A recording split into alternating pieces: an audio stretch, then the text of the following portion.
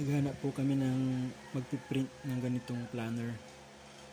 So, bibidyoan ko po siya para makita nyo po yung specs niya. Kasi ayaw kong ipadala tong old eh. Dahil sayang. Regalo po sa amin to.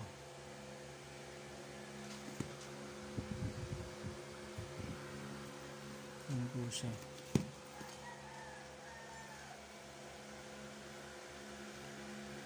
Bali yung bakal po na nandyan, isusulat po natin ay 2025. Tapos itong cover niya is parang man-made leather.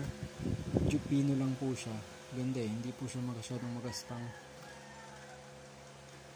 And then, pinoption niyo po siya, medyo makapal. So gusto po namin ganit, almost the same kapal din po nito halos. Yan po siya. Sa likod, ganito siya. Tatakpan siya ng puti. Tapos dito po sa may second page, kita nyo po yung 2025 ipapalit natin dyan. Siguro mag-send po kami ng mas maganda po sana pag kaya nyo rin po mag-layout para papalayout na po namin. Tapos yung second page na yan, ganyan po siya, mga information. Screenshot na lang po siguro para ano. Yan po yung calendar niya. Siyempre yung lalagay po natin dyan, calendar 2025 na.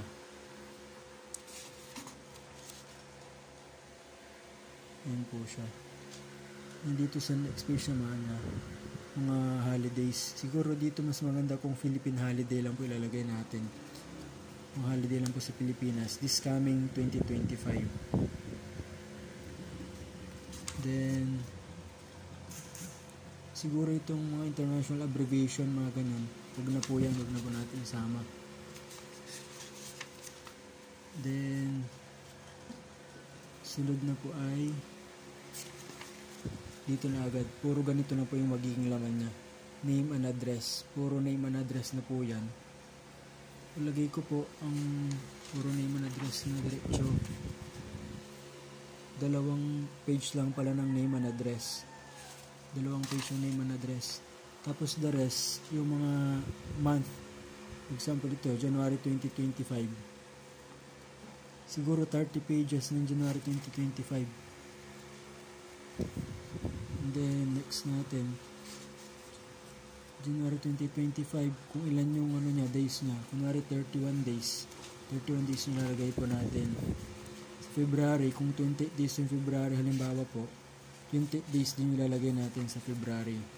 March, April, May hanggang December. So yung dulo po nito, ito po siya, November, December. So December. Ayan, ganyan po yung dulo na. Tapos gusto po namin, meron po siyang ribbon din na katulad nito. Ribbon po siya na katulad nito. Mas maganda po sana kung available yung silver. Kasi itong sa amin kasi brown eh. Silver na ribbon, mas maganda po. Kasi dito sa mga pages, kaya nyo baka kayang gayahin. Sa baba, nandyan din yung mga ibang calendar. From January, February to December na maliliit sa baba. Ayan po. So, ganito po siya kakapal. Siguro perfect bind po ito or alam ko anong binding tawag nila. So ito po yung isa sa pinaka-importante, yung details po dito. Parang naka-engrave po yung 2025. Tapos nakatahi po yung gilid-gilid. Very intact kung pagkagawa.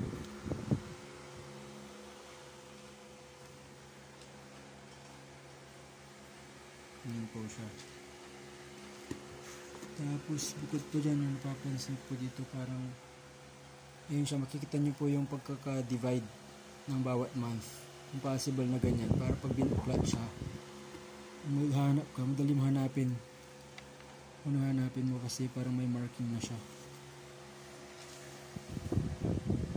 Ayan po. Planner po ito, planner.